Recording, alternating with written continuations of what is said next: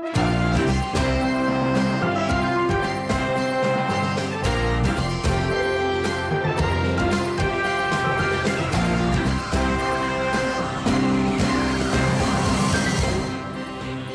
afternoon and welcome to IBA News. I'm Elon Aslan-Levy, joining you live from Jerusalem.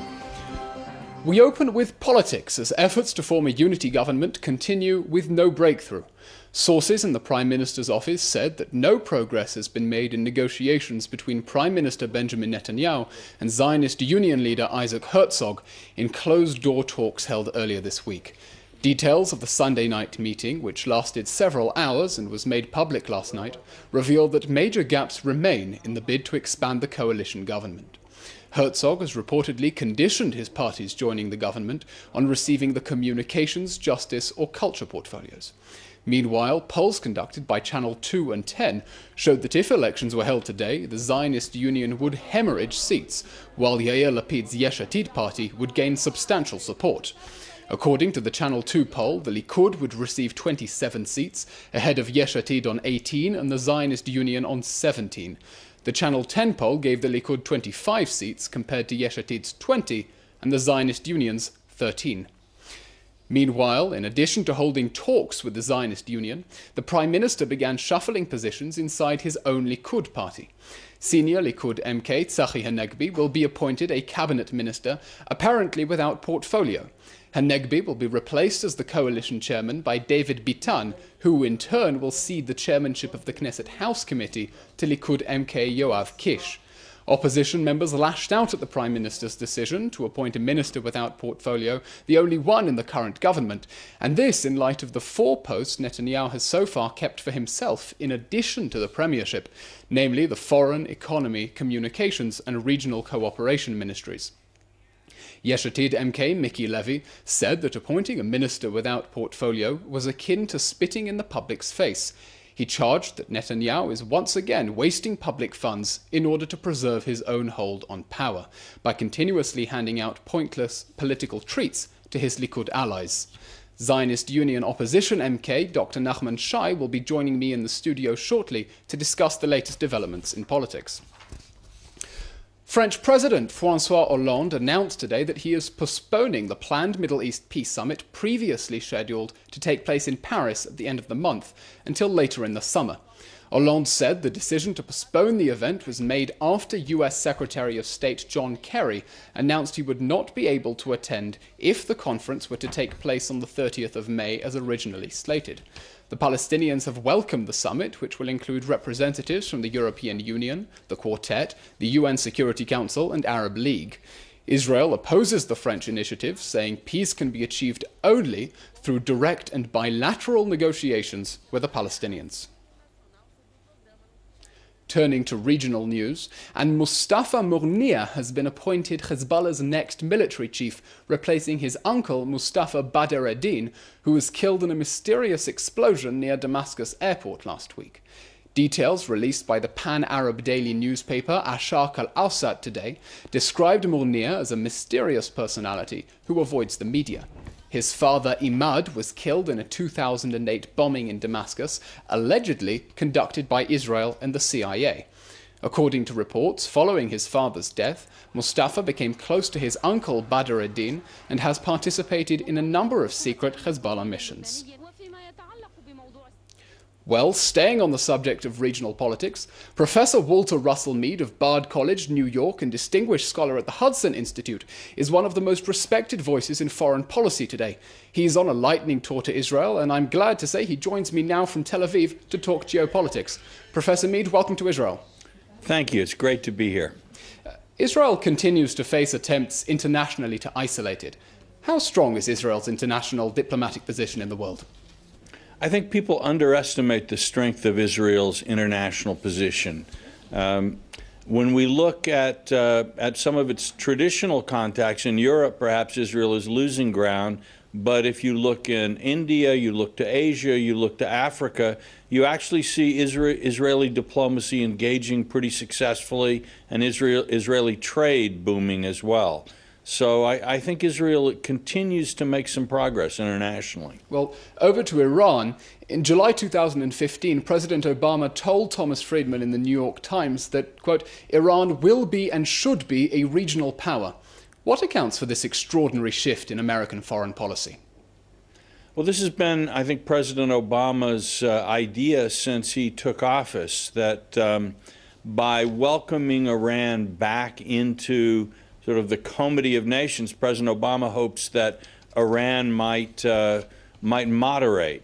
I have to say, so far we haven't seen as much progress as we might like, but who knows? Time will tell. Well, with 6 months to go until the US presidential elections, might the next administration reverse this policy of American disengagement from the Middle East, or are Israelis waking up to a brave new dawn? Well, I couldn't possibly predict what a Trump administration would do. He gives a lot of conflicting signals. I think Secretary Clinton, if she's elected, would probably take a somewhat more engaged and forward-leaning stance globally than President Obama has done. So if we have a President Clinton in January, I think we could expect an increase in U.S. engagement in the Middle East. So how does this trend, alongside the collapse of Middle Eastern states and the Middle East state system as a whole in recent years, how should this influence Israel's assessment of the risks involved in granting Palestinian statehood?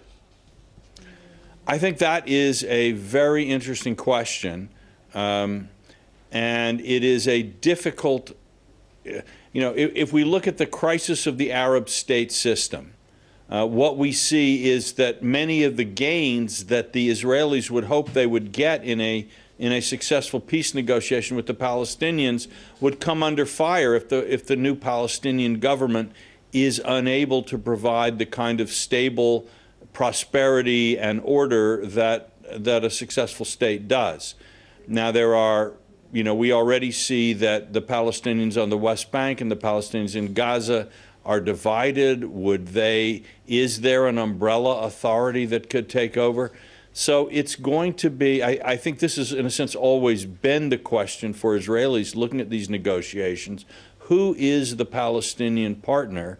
And is the Palestinian partner capable of building a state that can live up to the obligations that would be in a treaty of peace?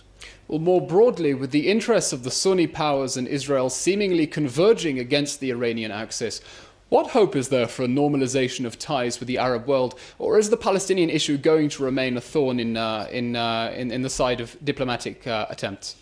Well, the Palestinian issue will be a thorn. The Palestinian issue continues to have a strong emotional and political resonance in the Arab world. But I think we are seeing already elements of increasing pragmatic cooperation between some of the Sunni Arab powers and Israel.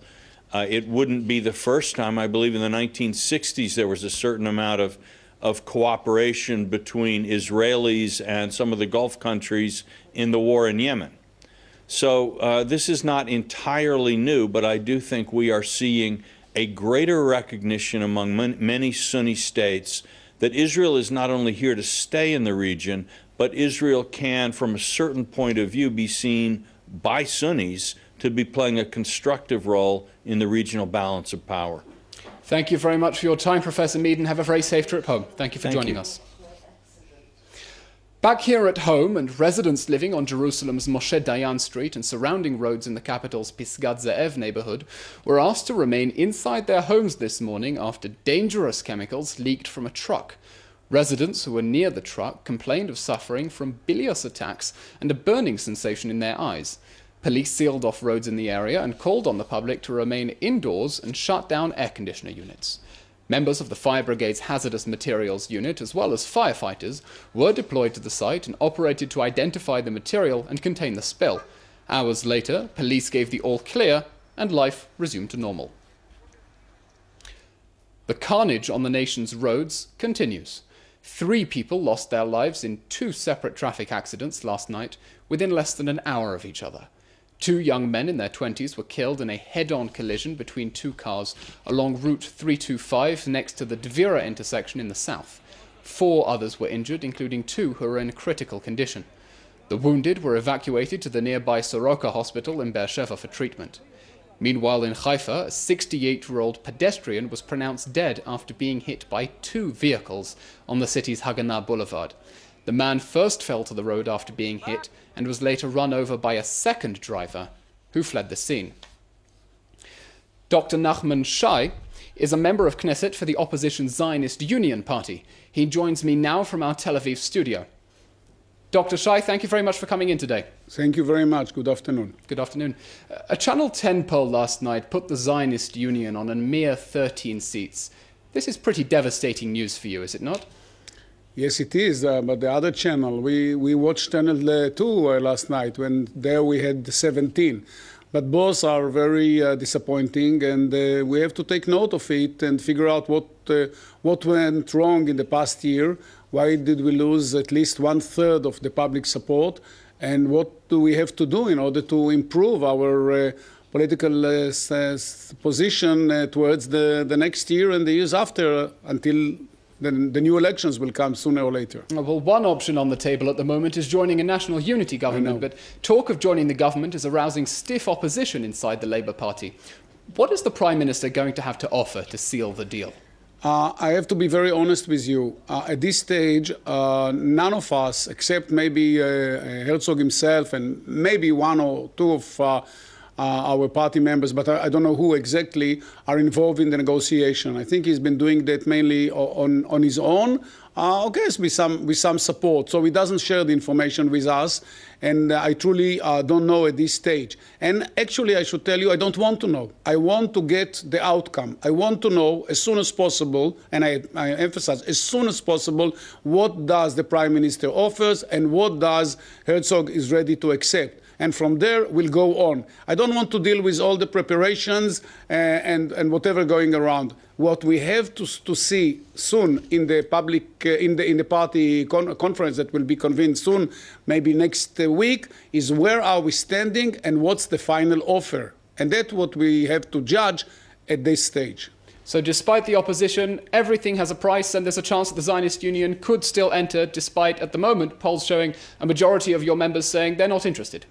I have to tell you that the idea of getting into the government and becoming coalition members has been very controversial within the party. And many of our supporters from the party itself and from the general public are strongly opposing that option. Herzog decided to go forward. I respect him as a chairman of the party. He has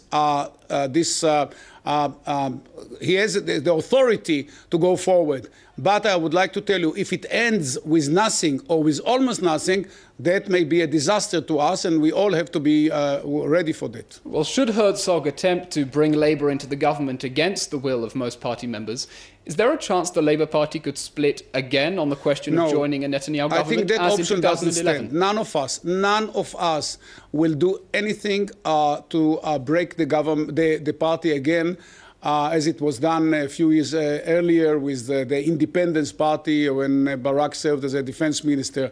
This option is not on the table. We will continue to argue, and some people say to fight between ourselves, something I don't like very much, but that's part of democratic life. I don't expect, not even between the Labour itself, but not even between the Labour and Hatnuah, which both formed the Machaneh HaTzioni, the Zionist Union.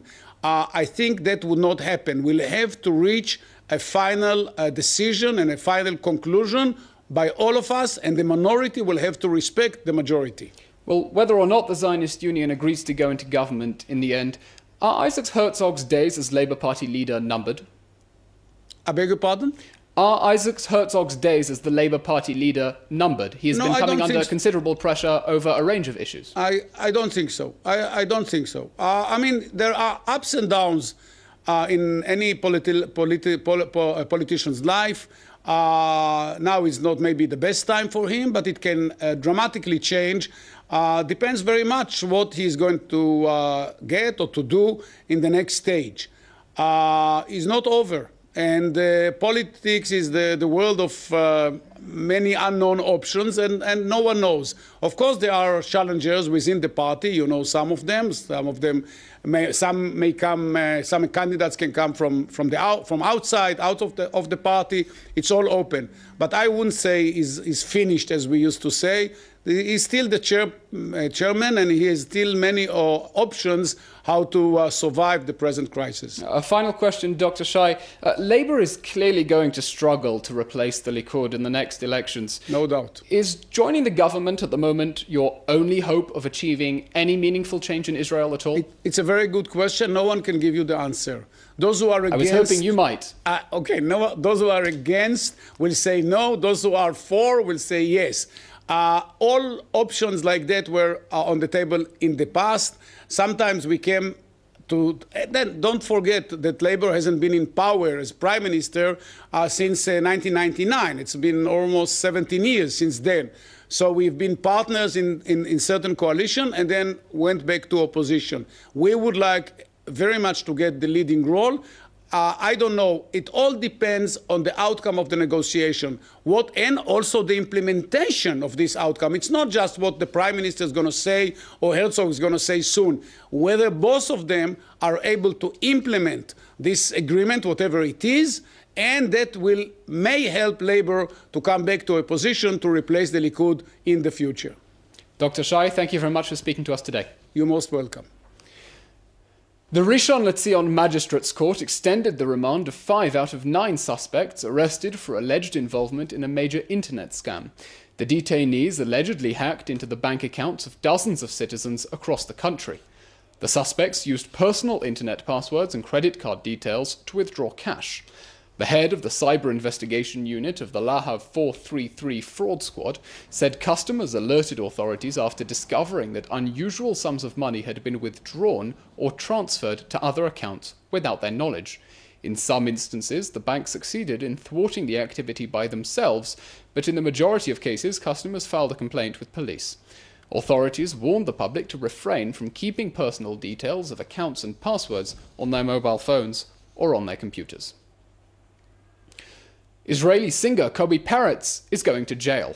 This after the Tel Aviv Magistrates Court yesterday sentenced him to 2 years in prison and a monetary fine of 175,000 shekels after he was found guilty of tax evasion to the tune of 6 million shekels.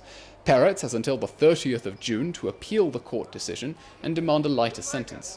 In summing up her decision, the judge said Peretz's actions were committed for financial gain and therefore require a significant penalty to deter similar acts in the future. At the same time, it was noted that Peretz has no prior criminal record and has a long record of helping others.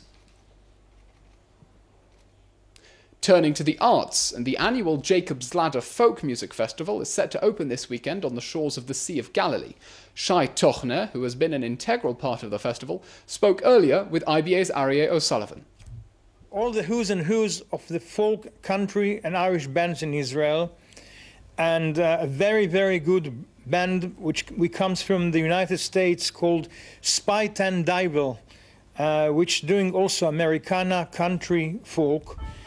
From Israel I can mention, my band of course, and I can mention Jane Bordeaux, which is a very good band, Evergreen, an Irish band, and the Bloomers, which is also a young Irish band, I think one of the best ever been in Israel.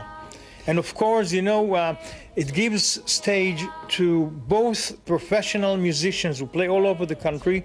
I'm talking about playing for the mainstream audience, and also for a lot of amateurs who come to demonstrate their talent and also convene when other people jam together. Let's say there won't be any dull moment. You can watch a good show each and every second. Shai, thousands of people have been going every year, but every year we see more and more of the second and third generations. What's drawing these Israeli sabbers to this festival? I'm telling you, the first thing is about, of course, the atmosphere, because you feel like you are in a festival abroad. The way that people behave. I've been going to a lot of festivals in the United Kingdom and performing and seeing them. and people behave differently. Not like you are in a different world. And this is the same about Jacob's Ladder. And the music is very, very good. I think you can hear things there that there's no way to hear them anywhere else in the country. So, okay, we want to go. Shai, where and when is it? This is this coming Thursday. It's on Nof Ginosar, which is next to the Kinneret, near Kibbutz Ginosar. And the best thing to gather the information about the festival is look at the festival homepage in the internet, which is www.jl, which is like Jacob's Ladder, jlfestival.com. You have all the details there. In finance, the shekel is down against most major currencies, and shares are mostly down in trading. Here are the figures.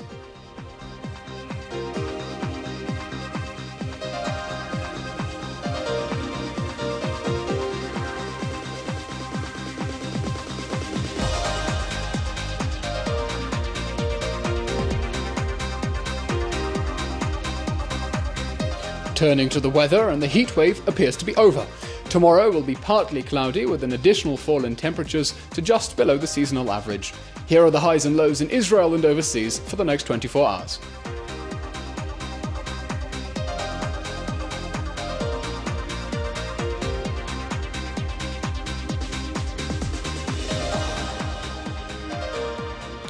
That concludes today's show.